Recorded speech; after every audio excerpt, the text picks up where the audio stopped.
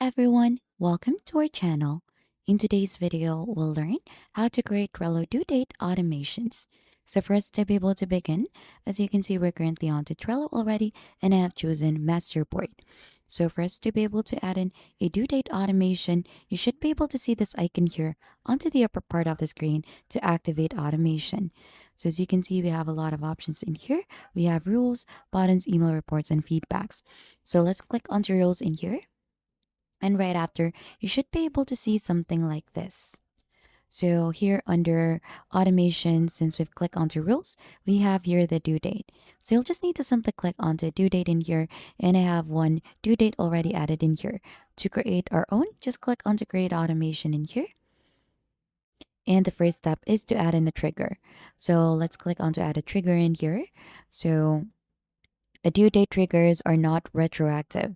So if you enter an automation that says 2 days before a card is due, this will not trigger for cards that are already due in 2 days or less. So it will trigger the moment a card it becomes due in 2 days through the passage of time, starting from the moment the automation is entered. So the moment a card is due, so let's click onto that, or on the day a card is due. So let's click onto this around this time. So we could also try to remove that.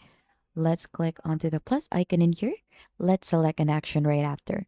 So it will give us an option to move the card onto the top of the list, choosing the list name to do, in progress, or done. So let's click onto in progress in here. And then you could also try to choose the board name in here. So since we're on master board, choose master board in here. So there are a lot of actions also available in here. You could add or remove cards, change the dates, checklist for that, members, content, field, sort, cascade, and many more. So let's click onto the plus icon.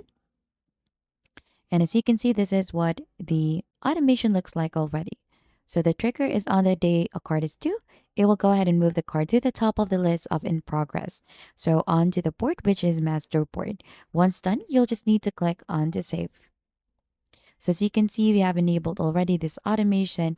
And right after that, when a specific card is already due here onto your to-do, it should be added here onto your in progress. So for example, this one, let's change the date for this. Let's try to choose 30 for this. And as you can see, it is due soon. And when it is already July 30th, then it will go ahead and move that card here automatically in progress. And that is just basically it, how to create Trello due date automations. And if you think this has been helpful to you, then don't forget to hit the like, subscribe, and we'll see you on to our next video.